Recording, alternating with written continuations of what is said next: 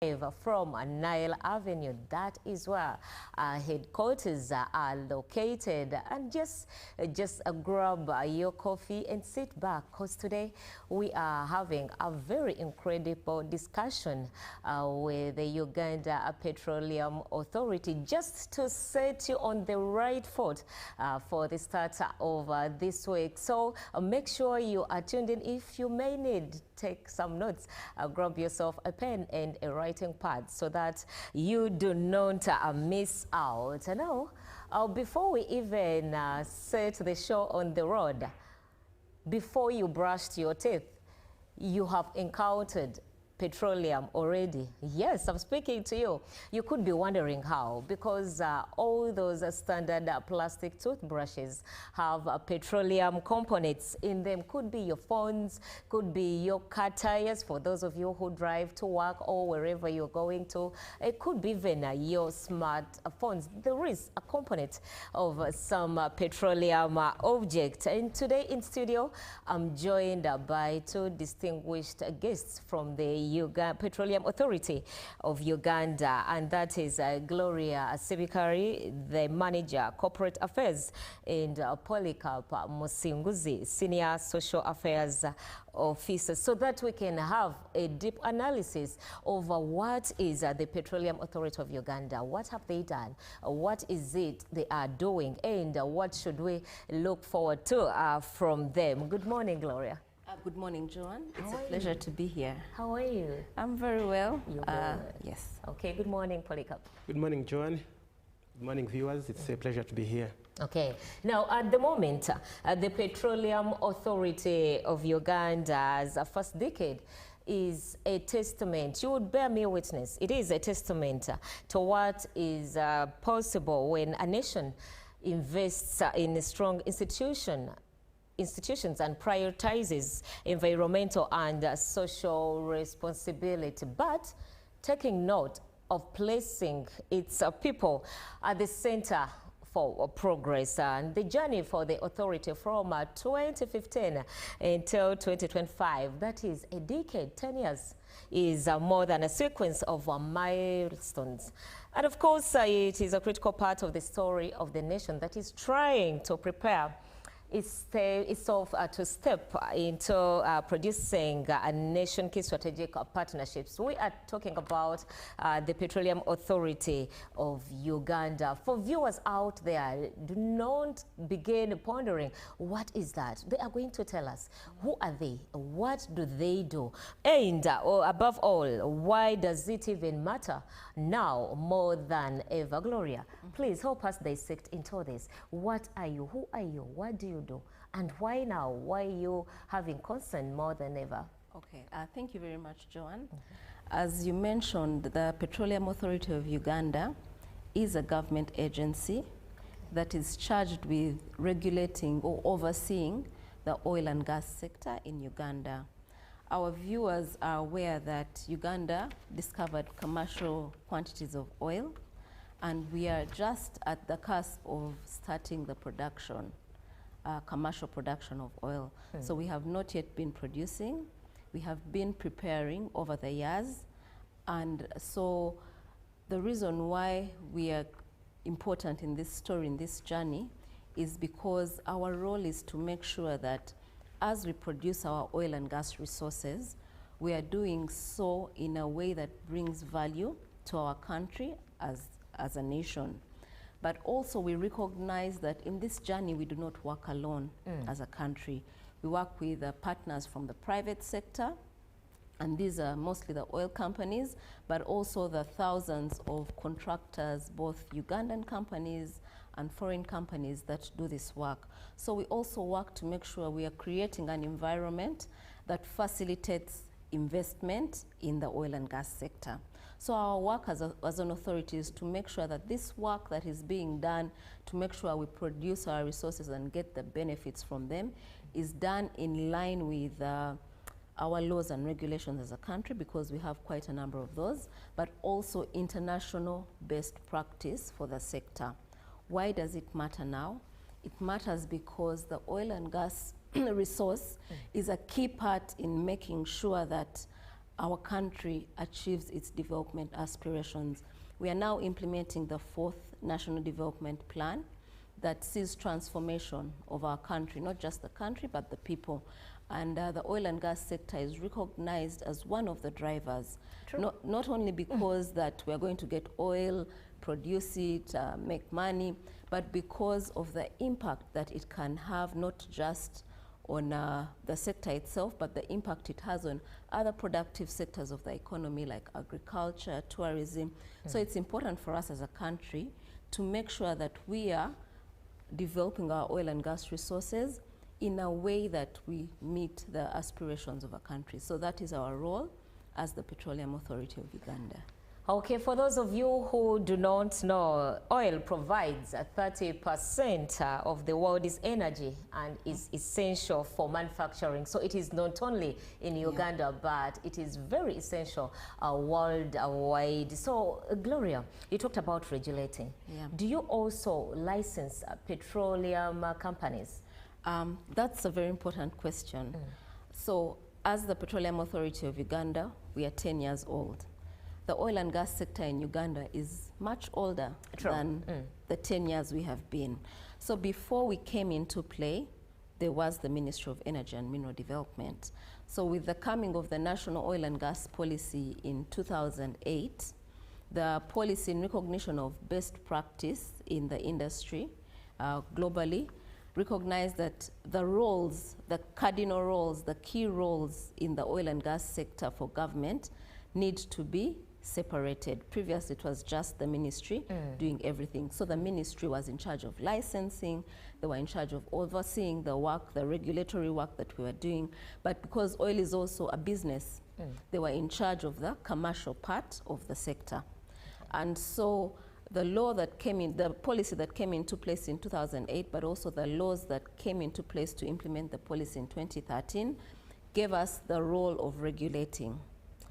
And the role of licensing stayed with the Ministry of Energy. So the ministry is in charge of promoting the sector, attracting investment, and when the investors are attracted, the ministry gives out the licenses to do the work that is required for us to produce our resources. There is another entity called Uganda National Oil Company that is in charge of the business arm. That is UNOC. Yeah, so the Uganda National Oil Company is the commercial arm of government in the sector. So as the authority, we are not in charge of licensing. So when the ministry issues out licenses to the companies, then they hand them over to us as the regulator to make sure that the companies are fulfilling their obligations. Okay, you as the regulator, do you have a mandate to revoke these licenses that have been issued? The law gives us the mandate to advise the minister, to advise the ministry. So licensing is fully the role of the ministry. So as the regulator, we come up, let's say, with a scorecard, because we have agreements, we have laws, we have processes that we follow in line with the laws to make sure that the companies are executing their mandate. So if they are not doing their work, then we advise the minister, and then the minister follows the law to either revoke or issue penalties or the like to the licensees. Okay, still with you, Gloria. 10 years down the road, what would you say are your key achievements as the authority in regulating the sector? So 10 years is you know, there are organizations that have been in place for 50 years. So some people might say, oh, 10 years is a short time. But it has been a very busy time for us, because we came into place when licenses had already been issued, companies were here doing work, production licenses were issued in 2016. So we came in place to make sure that as a country we transition into just from being a country that's doing exploration and has oil to prepare to produce these resources and indeed produce. So 10 years, it has been a decade of intense activity. And we have made a number of achievements, which I'll group into maybe 3 or 4 key areas. One is in terms of governance. We have set up systems to make sure that we have a foundation to see the country reap the benefits that I was talking about earlier. So in terms of governance, we have our board Right now, we have the third board of directors. So, and this is in line. The boards have been appointed in line with the laws. We have been guided by a strategic plan. So recently, in November 2025, last year, we launched our third strategic plan, which is aligned with our new National Development Plan 4. And the goal is for us to have a sustainable petroleum industry. So we have the governance frameworks. And besides that, we also recognize, as I mentioned, that the laws were put in place in 2013 with regulations in 2016. We've also gone ahead to develop what we call operational manuals to guide the industry players, but also to guide our work as a regulator, so that there is clarity, there is to build investor confidence. So when you have governance systems that are well understood by the players that you work with, then you are creating clarity and improving the investment climate. Then secondly, the second key area of achievement is our regulatory responsibility. Our core mandate is to make sure that the projects, that the oil we have is produced. And there, in terms of, there's been a lot of progress over the last 10 years. We have projects in two categories that we regulate. We have the projects from where the oil is going to be produced, and these we call the petroleum production projects. We have two projects. One is the Tilenga project, operated by Total Energies from France. The second is the Kingfisher project, operated by CNOOC. These are two projects that are going to produce the oil out of the ground. And these projects, a lot of work has been done to develop the facilities we require to produce oil. Oil is found underground, sometimes in thousands of meters down, like 2 kilometers, 3 kilometers down in the Earth's surface. So you have to develop the technology, know the technology that is required, and that we have done over years with the companies. We have oil rigs that are now in place at the different fields to produce, to drill wells that will be used to produce oil. So when the oil comes out of the ground, it needs to be transported in pipelines. It needs to go to a central processing facility where it will be cleaned, because it comes out of the ground with a lot of different products, water, gas, etc. So it has to be cleaned and processed before it's transported to our refinery or the export pipeline. So the two projects that I've talked about, Tilenga and Kingfisher, are nearing the time when we'll be able to produce the oil and the oil resources in the second half of this year, 2026. Okay. So the Tilenga project is close to 64% complete, and the Kingfisher project is about 76% complete. So we have made progress. So the other category of projects, is when you produce the oil, it has to be commercialized, it has to be sold. And so before we saw the oil, Gloria, are you telling me that you are reliably confirming to Ugandans that the mechanisms for the oil production are already in place? Yes, the facilities, the infrastructure required, we are aware of the technology. We've set up data centers so that we can receive the information and data. We are managing the costs of the projects. And so there's a lot of work that goes into getting these projects ready. We are making sure that we are developing the projects in a way that does not harm the environment. Okay. And so all that work is coming together for us to start commercial production this year. Okay, so you're telling me about the achievement in selling oil. Have you already contacted the possible recipients of our first batch? So besides the projects to produce oil, the other projects that we regulate are the projects to commercialize, to sell the oil.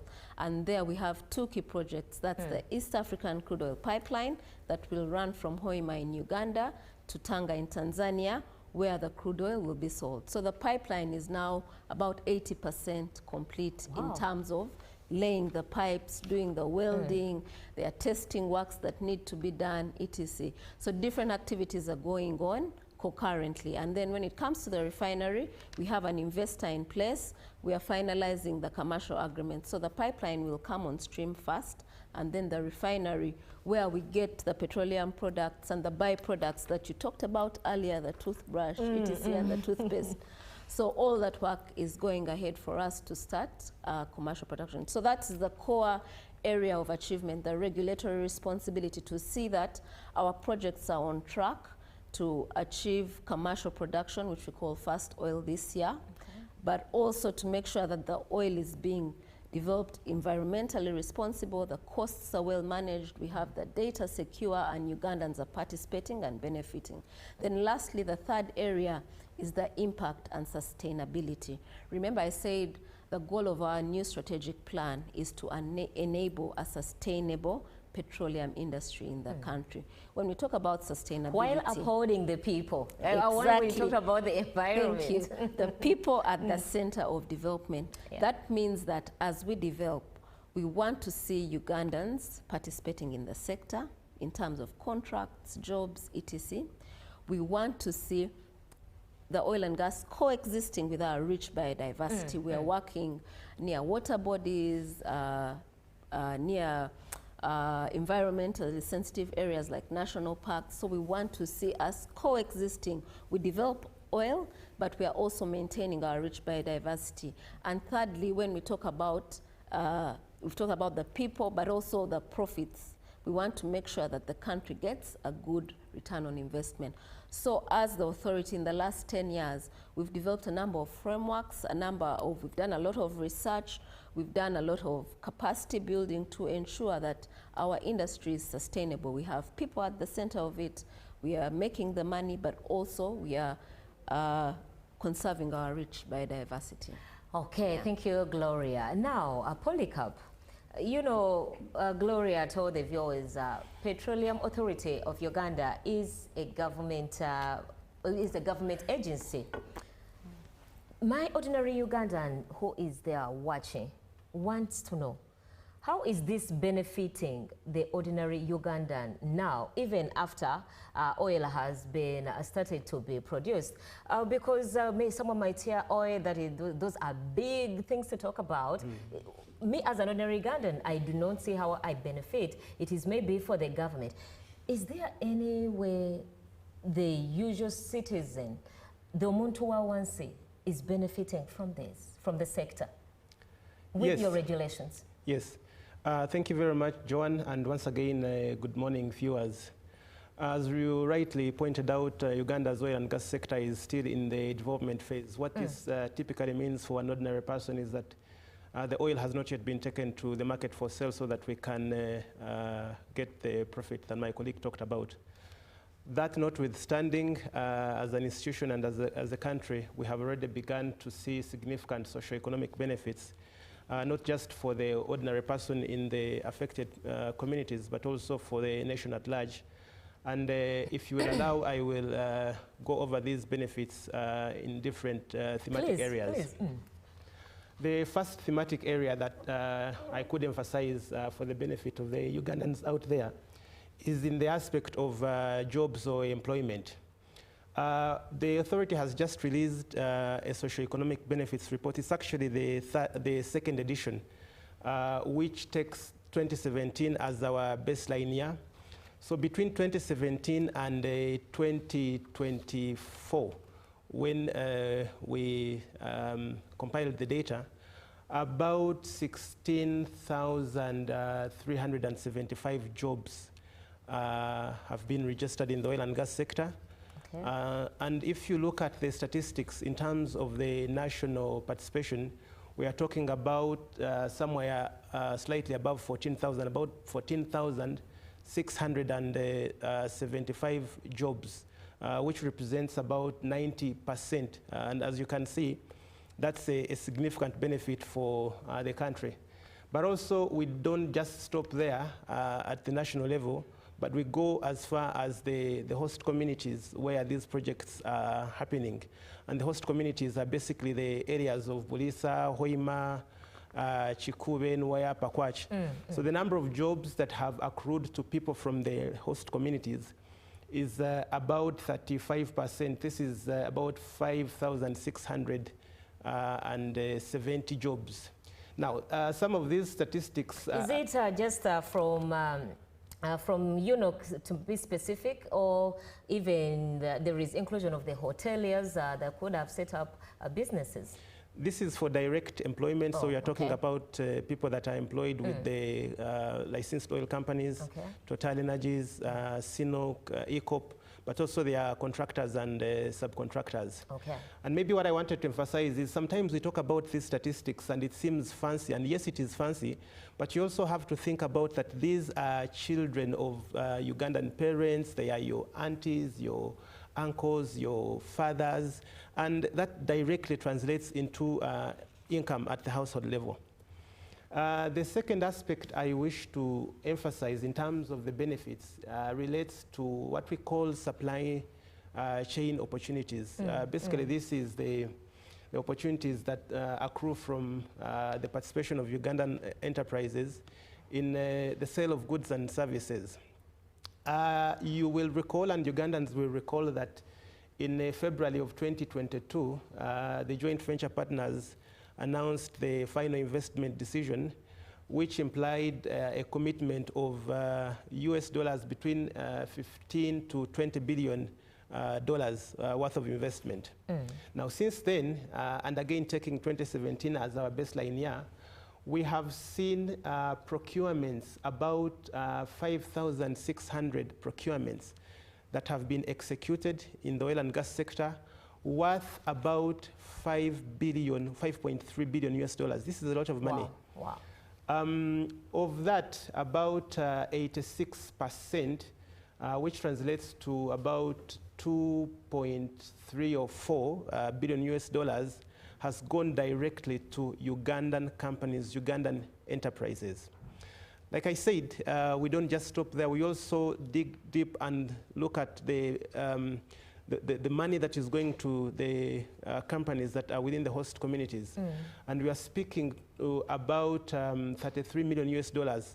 By the way, there is another category. 33 million US dollars? Yes, and these are going to companies that are domicile or that are within the host communities that I spoke about.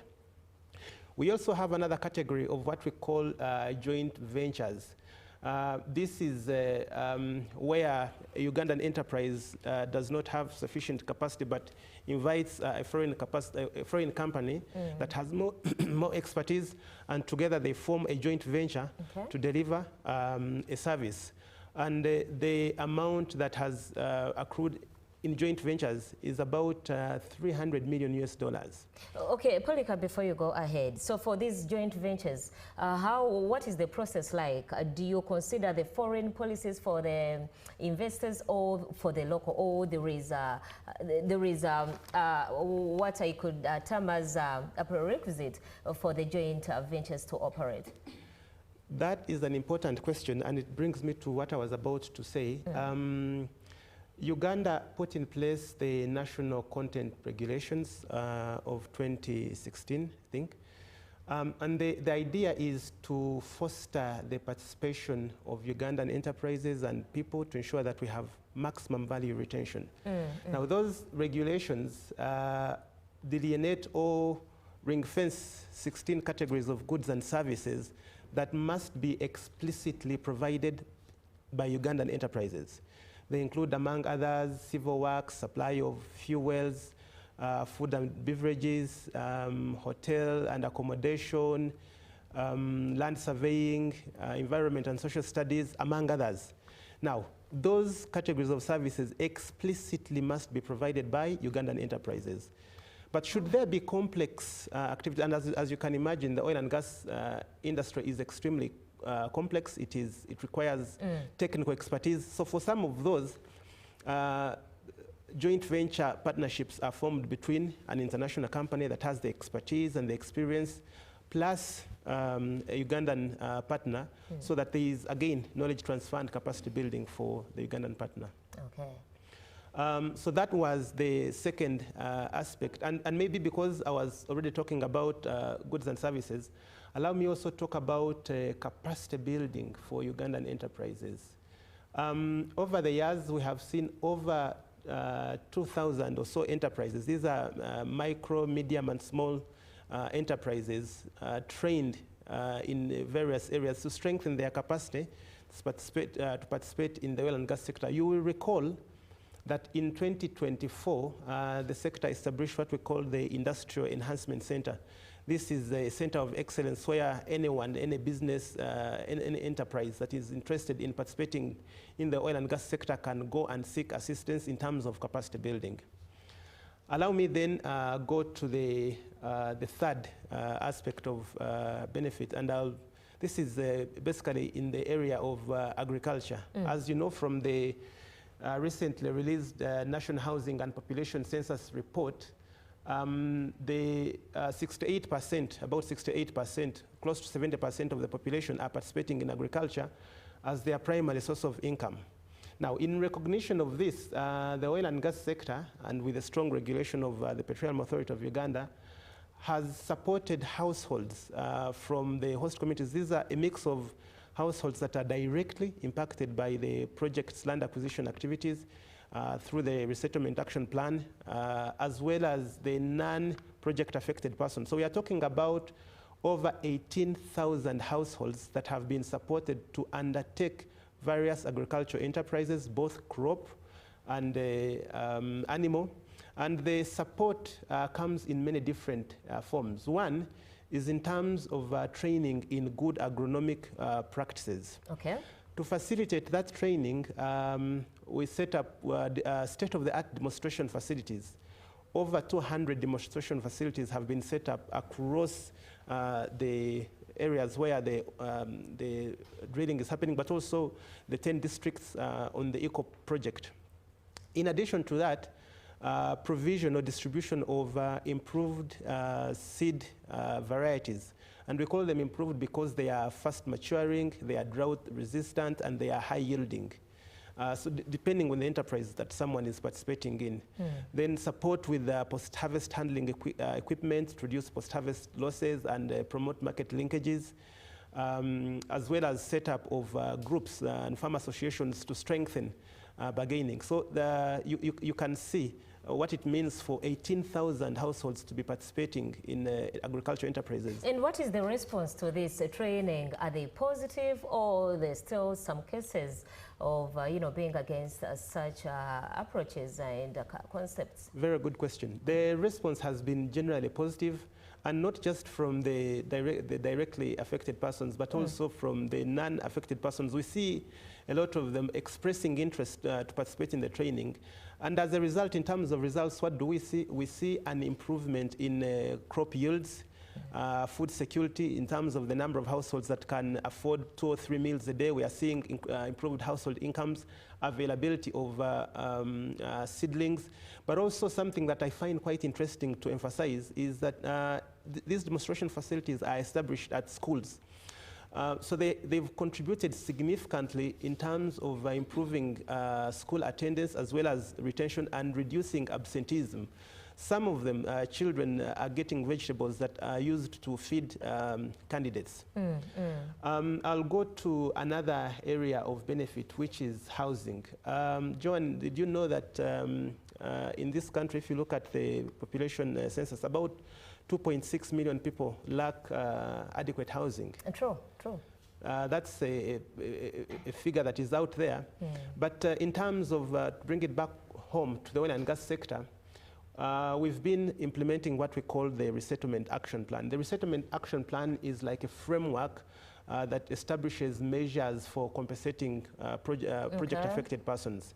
Now, one of the key commitments is that for persons who are physically displaced, in terms of if their primary residences are physically displaced by the project, they have an option, or they had an option of either receive cash compensation. I was about to ask that. Are you building them houses, or you're giving them cash? Absolutely. So, but that choice, that choice is theirs. Oh, okay. So I can tell you that over 475 modern structures have been constructed. These are 177 on the ECO project, 63 on the Kingfisher project, and 235 on the Chilenga project have been constructed.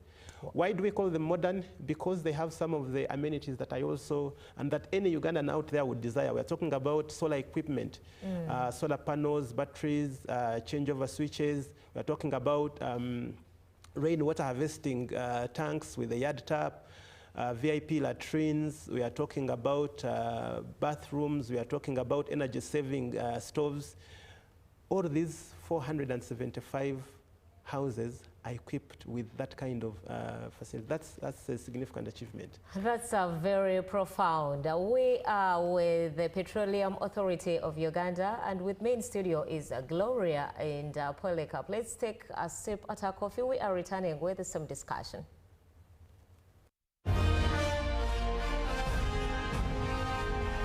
Live from UBC Studios in Kampala, this is Good Morning Uganda Extra.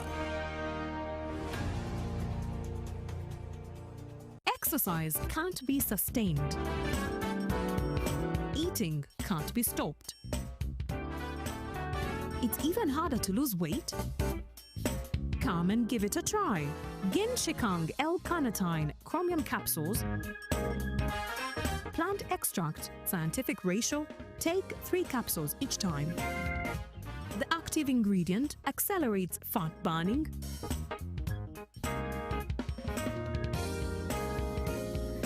eat twice a day, don't take a detour. Weight loss starts now.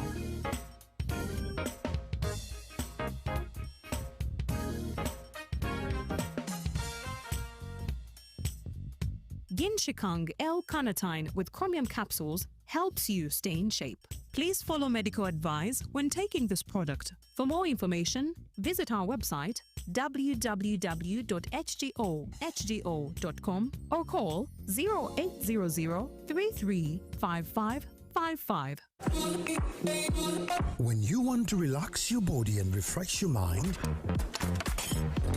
welcome to Hotel La Confidential, Aroa's premier destination for luxury and comfort. The only hotel in Aroa City offering a serene atmosphere, breathtaking scenery. Come and discover our exclusive wellness club with packages that include a fully equipped gym, a rejuvenating sauna, steam bath, and a great sky blue swimming pool. For events, our state-of-art conference halls and versatile event spaces are perfect for hosting shows, wedding receptions, birthdays, and more. Come and enjoy our cinema hall and unisex saloon, all designed to meet your entertainment and grooming needs. Bring your family and let your kids splash around in our beautiful Kids Water Park. We are located on Aroa Pakwachi Highway in the heart of Aroa City. Don't wait. Visit us on www.hotelconfidential.com or call us on 0761 688 181.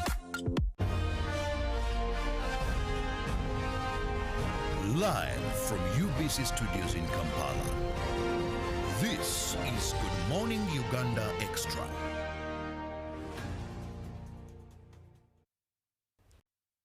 Thank you for keeping on to watch UBC Inspiring You Ugandans. You are watching Good Morning Uganda Extra, and we are digesting into the activities, the status of the Petroleum Authority of Uganda. And I'm having Gloria plus Polycarp to help us have an expertise view on the rumors you might have had, or the myths, or the misinformation, or fake information, and what should we look forward to when it comes to the Petroleum Authority of Uganda. The fact that they've made 10 years as the regulators of the oil and gas sector, and brings me, of course, to you, Polycarp. Well, for the times I've heard about the East African oil crude pipeline, I've seen so many activists come up, and even other politicians that they campaign the pipeline due to the environmental concerns that even globally we saw some of them giving their highlights and presenting what they think should be done or should not be done with the pipeline. So what I would love to know, what have you put in place? What is being done for the protection of Uganda's rich biodiversity, especially in areas whereby the oil activities are very intense or are taking place? Polycarp, please, can you help me with that? Thank you very much again. And you're right on the existence of a lot of misinformation or disinformation and myths about the oil and gas sector and the negative impacts. We've done our best as the authority to provide accurate information, but we cannot control what people choose to say. Or the propaganda. Yes, exactly, we can't control that. But what I can say, and without fear of contradiction, is that Uganda's oil and gas sector reflects some of the best international standards and best practices for the development of oil in very sensitive ecological systems. And there are a number of initiatives or interventions that have been done to achieve that. And I will begin by, so when commercial oil was confirmed in Uganda, government was very deliberate on undertaking a legal review specifically of the environmental regulations to ensure that the international standards are reflected therein. This, for example, led to the development of the petroleum waste management regulations, which we did not have before, of 2019, as well as the oil spills preparedness, prevention, preparedness and response regulations of 2020. And I'll come back to that later when I describe what exactly is happening. The second aspect for people to understand is that as a sector, we have taken we've taken enough effort to ensure that all the 3 flagship projects that my colleague spoke about are subjected to rigorous environmental and social impact assessments, basically to understand the kind of risks or the potential impacts that we would be looking at and to put in place appropriate mitigation measures. So for the Kingfisher project, the ESIA certificate was awarded in 2020, the same for the East African crude oil pipeline for the Ugandan section 2020, the Tanzanian section 2019, and the Chilenga project also 2019. So all the 3 projects that we are speaking about are certified by NEMA, which leads to now the development of what we call environmental and social management plans. These are basically framework documents that tell us what initiatives or what interventions we should be implementing to mitigate the negative social impacts. At the broader level, we use a framework that we call the mitigation hierarchy, which demands at the very basic level avoidance. For a risk that you can avoid, avoid it. If you cannot avoid it, minimize it. If you cannot minimize it, compensate, and then up to offsetting and restoration. So in terms of the measures that are in place practically on the ground, and it takes me back to the first section I spoke about of the, let me begin with waste management. Okay. We have put in place the state-of-the-art waste management facilities. One at Nyamasoga, operated by EnviroServe, and the other at Changwari, both in Chikube district, operated by Ruwero Industries.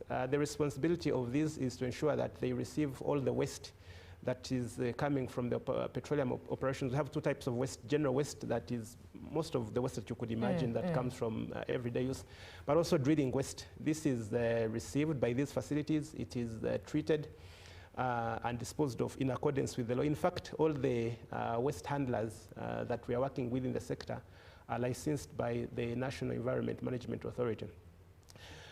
You said, indeed, and rightly, that we are working in pristine or sensitive ecological environments like the Murchison Falls National Park, but also the East African crude oil pipeline on its way to Tanga traverses some of the sensitive ecosystems like rivers and wetlands. Again, there's a lot of work that is happening there to ensure that the crossing technologies are environmentally friendly. So we should not worry about the liquid waste having to flow into people's farms and homes. By the way, the ECO project has one of the most advanced leak detection systems that you can leak detection system. Exactly, and remember, it is also buried. But I also want to speak about aspects. So, for example, within Murchison Falls National Park, one of the misinformation that you hear quite often is that, you know, the project has impacted negatively on tourism and on wildlife, which is not true, because we speak from a point of data. We have collared cohorts or families of selected animals, elephants, giraffes, and we continue to receive this data, which shows that actually the Chilenga project by far remains the most preferred habitat for wildlife within Murchison Falls National Park. Okay, so the environmental concerns have been addressed. They are not true. Okay, going to you, Gloria. We've seen coffee, tourism, we've seen gold, agricultural products, their contribution to the Ugandan economy. What is this sector contributing to the growth of the economy? So before I answer that directly, I'll give an indirect answer that also speaks to the environment concerns that Polycarp was talking about. I think one of the things that has been brought forth when there's misinformation about the oil and gas sector is also the place of oil and gas as a source of energy. There's a lot being said that maybe oil will not be relevant in a few years to come. I was about to ask you that. How long is it going to be? Yeah, so, and you started on a good note at the beginning of the show when you talked about toothpaste, plastics, the byproducts, even the batteries that are used to operate some of these solar and new technologies are from byproducts of oil. The chairs we sit on, the cups we use, our phones, our laptops, all have, there are thousands of byproducts that come from oil. The fertilizer industry, if we are talking about mechanizing and growing agriculture, oil, when you refine some of the byproducts, are used to make fertilizers. They're used as raw materials, base raw materials. And when we are talking about economic growth as a country, remember we are also talking about industrialization. And so that is why where we are developing the refinery, it is an industrial park called Kabalega Industrial Park to give space for industrial development alongside oil and gas. Okay. So the other thing when it comes to the environment is oil as its place in the energy mix. As a country, when we talk about our energy mix, we're talking about what does the everyday person use as a source of energy, as a source of lighting, as a source of cooking. For us in Uganda and many developing countries in Africa, the biggest source is biomass.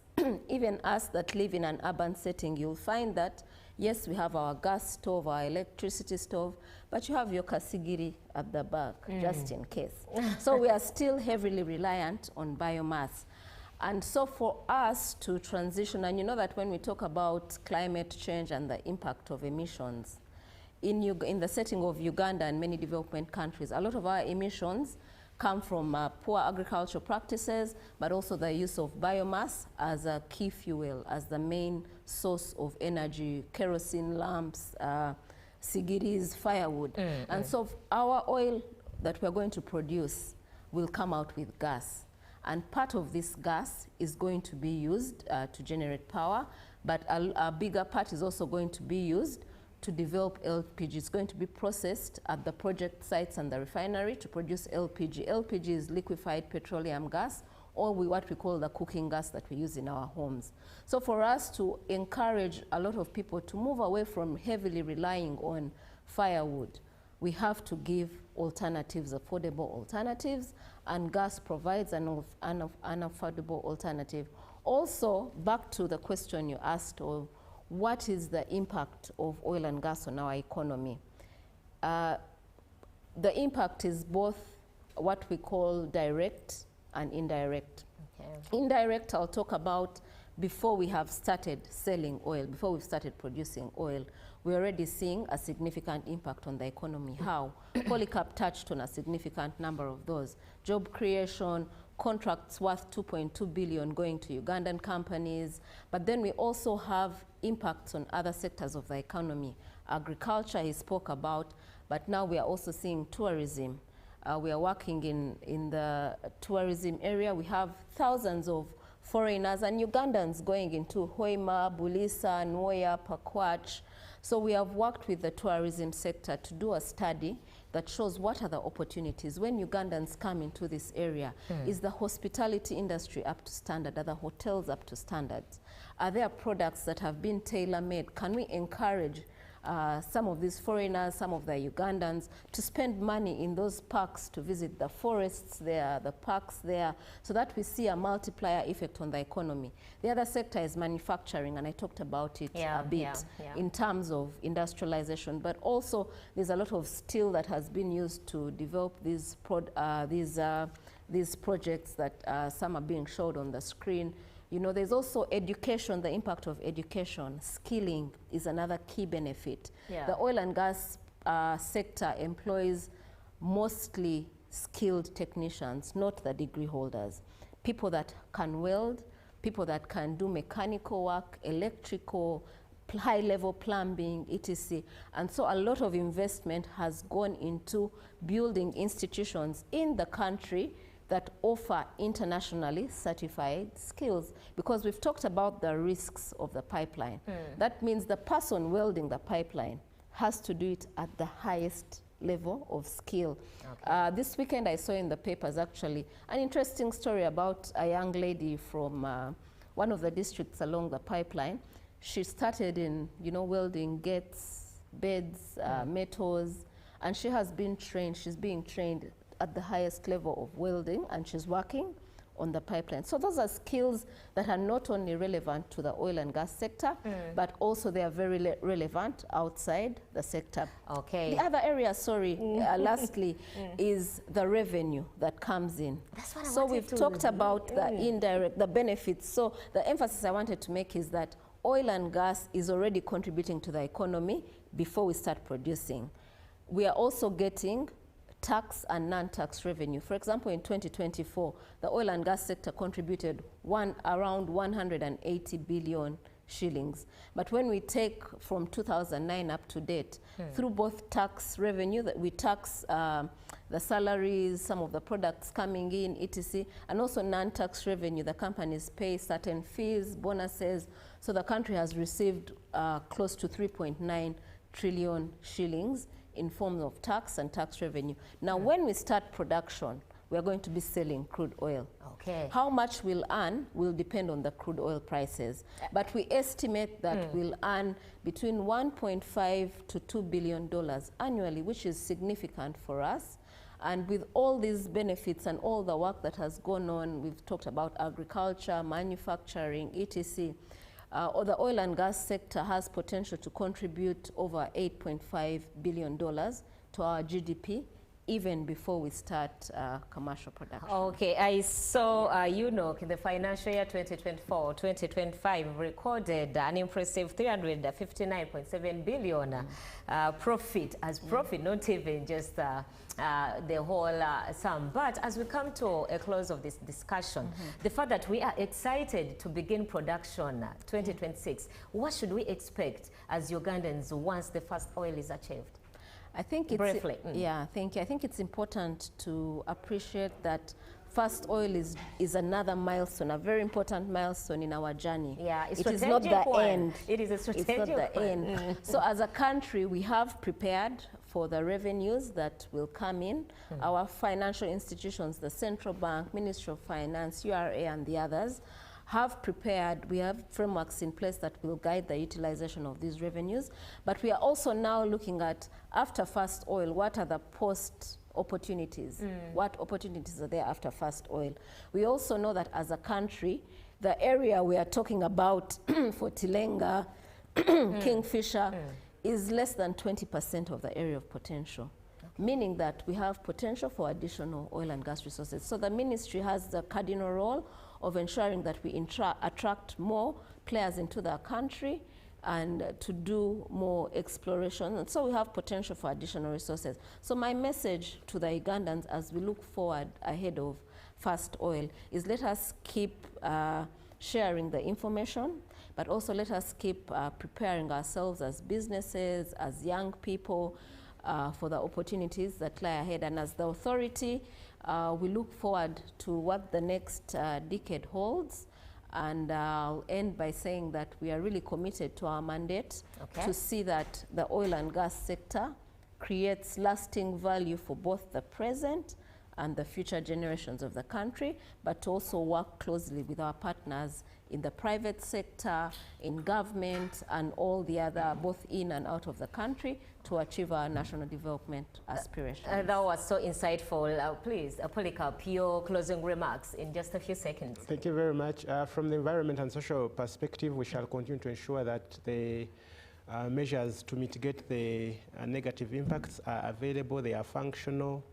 We shall ensure that the grievance redress mechanisms are known. Again, they are functional. We shall engage with our stakeholders to ensure that we continue to listen and to provide the accurate information. Thank you very much. Okay, today we've been discussing the status or having an insight into the Petroleum Authority of Uganda, the fact that they made a decade in operation. We are excited as a country, and for us, the business people, we cannot wait to have our first oil at this very year. Please spread the right information about the oil and gas sector and desist from any fake news. My name is Joan N. Murungi, and thank you for accompanying us this morning, and thank you for watching UBC. Have yourselves a very good week. Good morning. Live from UBC Studios in Kampala. This is Good Morning Uganda Extra.